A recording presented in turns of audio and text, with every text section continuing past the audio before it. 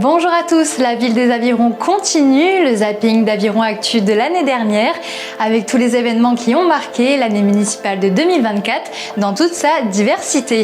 Dans cette deuxième partie, citoyenneté, culture et musique se succèdent à l'écran avec toutes les séquences récapitulatives d'une ville dynamique et fière de ses habitants.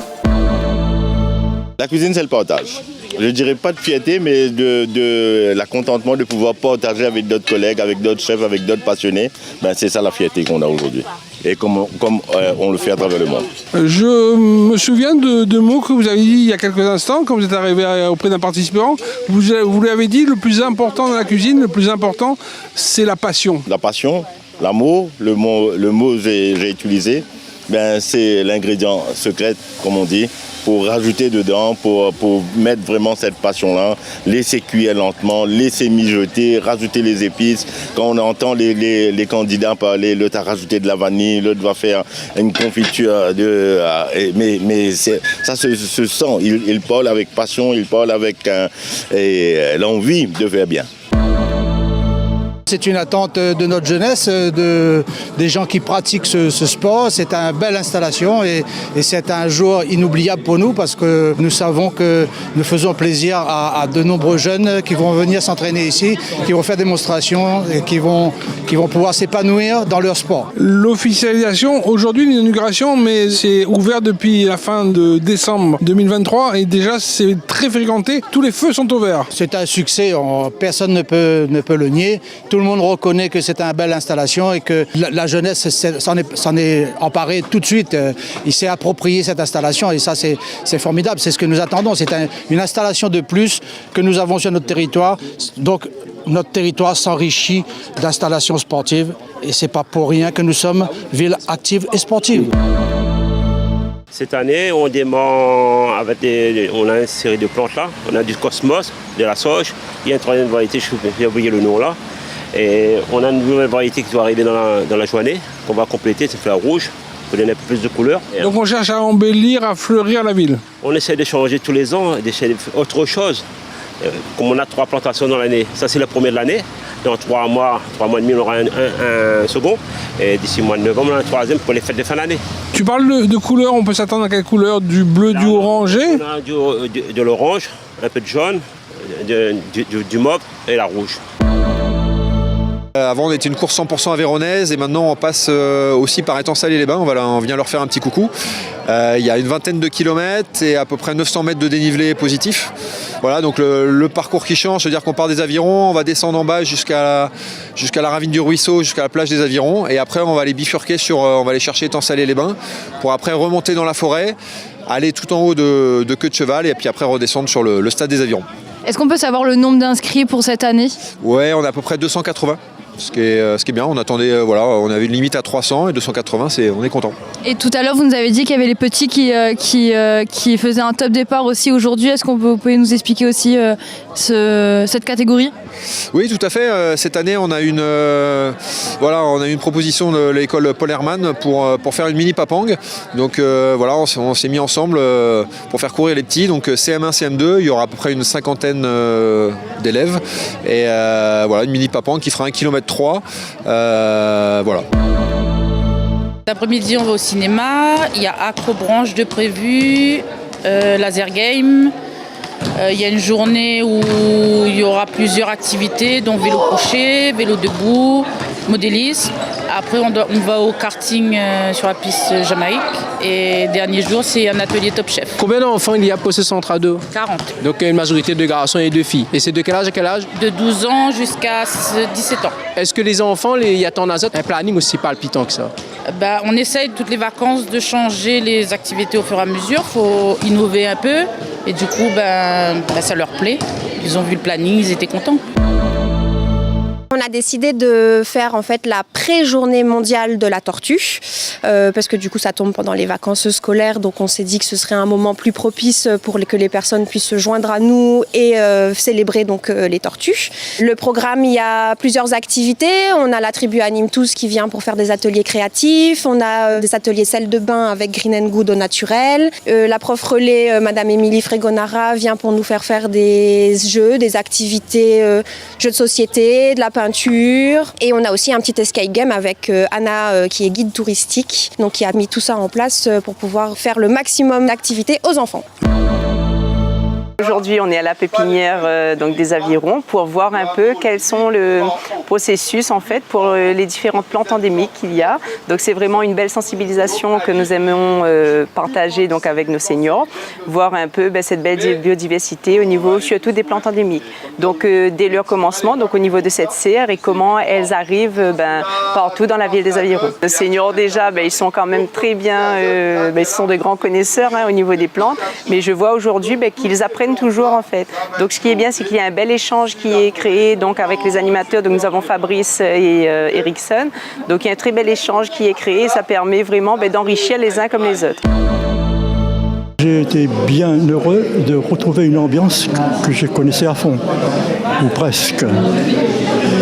Et bien donc ce rapprochement vers vous autres est un signe positif dans l'évolution des sociétés. Et que vive la réunion, qui sera le point de conclusion, la dernière phrase de mon intervention. Le point de conclusion, mais votre vie, c'est un véritable chantier. Ah oui, j'ai vu qu'il y avait quelque chose à faire. Et qu'est-ce que vous avez fait? Qu'est-ce que vous en retenez de tout ça? Eh bien, que dans la vie, il ne faut jamais désespérer. Oui. Bien faire, laisser dire. Si jamais on disait, bien faire, laisser dire. Toujours rester positif, mais avec des valeurs dans le cœur. Ah, c'est absolument, oui. Oui, c'est extrêmement important d'avoir liberté, égalité, fraternité. On est arrivé donc avec Armand Dauphin, on a fait des premières rencontres pour découvrir un peu les avirons, ce qu'il y avait à en dire, ce qu'il y avait dessus. Et en rencontrant justement les avirons, on nous a dit il y a ça c'est intéressant. Pour ceux qui n'ont pas vu le film, qui vont le découvrir, sans tout dévoiler, c'est quoi les 3 ou 4 grands fils conducteurs? En fait, on a vite découvert qu'aux avirons et particulièrement au Tevlav, il y avait des aspects insolites. Donc dans ces aspects insolites, on a trouvé que la maison cadeau l'était, la maison Schtroumpf l'était, que l'histoire du père Martin l'était, parce que moi j'avais jamais entendu parler de cette histoire et en fin de compte, en en parlant aux gens sur place, je me suis rendu compte que tout le monde connaissait. Les fromages à l'alambiquette aussi? Le fromage à l'alambiquette qui est vraiment particulier parce qu'il y a d'autres fromageries à la Réunion, mais c'est la seule à utiliser exclusivement le lait de son exploitation. Donc ça, c'est unique sur l'île. La maison Schtroumpf qui est vraiment exceptionnelle par son architecture. Effectivement, c'est une maison en béton mais qui est pleine d'arrondis. Donc lui, effectivement, il n'aime pas qu'on l'appelle la maison Schtroumpf, il préférait la maison Blanche-Neige, etc. Mais bon, ça, les choses vous échappent des fois. Les gens s'approprient, que les gens du Tevlav se sont appropriés sa maison en la nommant maison Schtroumpf, alors que lui, effectivement, il préférait la maison de Blanche-Neige, ce qui est vrai, elle ressemble plus à une maison de Blanche-Neige, etc. C'est une double satisfaction pour moi que d'inaugurer aujourd'hui cette résidence des personnes âgées. La première satisfaction, c'est que avec le conseil municipal, on a attribué le nom de cette résidence, on l'a baptisé la résidence Pierre-Antoine Ibon, c'est-à-dire c'est le premier maire des Avirons de 1894 à 1899, le père fondateur de notre commune. Et aujourd'hui, à travers cette fresque qui est derrière moi, les Avironnais, pour la première fois, découvrent le visage du premier maire des Avirons, Pierre-Antoine Ibon. Ma deuxième satisfaction, c'est d'avoir pu contribuer au bonheur donc de nos aînés, en tout cas d'une partie de nos aînés. On n'a pas pu loger tous les aînés qui ont fait la demande. Il y avait plus de 100 demandes pour seulement 64 appartements. Mais toujours est-il que ceux qui sont là aujourd'hui, après avoir traversé la grille des critères pour attribution, sont contents de leur logement. C'est situé au centre-ville, c'est-à-dire à côté des éléments structurants comme les commerces, comme l'église, la pharmacie, le médecin. C'est notre politique de pouvoir continuer à mettre des logements donc, pour nos aînés au centre-ville. Il y en a une autre qui est prévue au chemin bateau. Donc on va aller au fur et à mesure dans cette politique de mettre sur le centre-ville de ce type de structure de résidence de personnes âgées. Ce dispositif Menu Travaux permet donc à des personnes âgées et des personnes handicapées, dans le cadre du dispositif AMI, appel à manifestation d'intérêt avec le conseil départemental, de pouvoir accompagner davantage par rapport à l'amélioration de l'habitat. Par exemple ici, on voit un petit peu les réalisations qui ont été faites. Les 2 portes qui ont été faites. Exactement. Chaque situation est prise en fonction des besoins exprimés par les différentes familles. On peut dire qu'on est en plein dans la politique de proximité, au plus près des habitants, de leurs demandes. Et là, il y avait des besoins de remettre à neuf ces portes. Ça a été fait. C'est grâce à la municipalité. Ça vient compléter. C'est un dispositif nouveau qui vient compléter ce qui existait et qui était peut-être parfois un peu plus rigide administrativement. L'avantage de cette action, il y a un peu plus de souplesse pour améliorer ce qui ne peut pas être pris en charge dans d'autres actions. Ou lorsqu'il y a, par exemple, là, il y a eu un accompagnement à un moment donné du département, nous venons apporter un supplément pour permettre de réaliser l'ensemble du projet des familles, notamment des personnes âgées et des personnes handicapées. Aujourd'hui, nous sommes réunis au TEVLAV avec les partenaires, État, région, département, mairie des Avirons, la REP aussi qui est un partenaire privé et Civis, ne pas oublier cet acteur aussi principal dans ce projet. Un projet de mandature qui a été annoncé depuis 2020 de faire du TEVLAV un village forestier.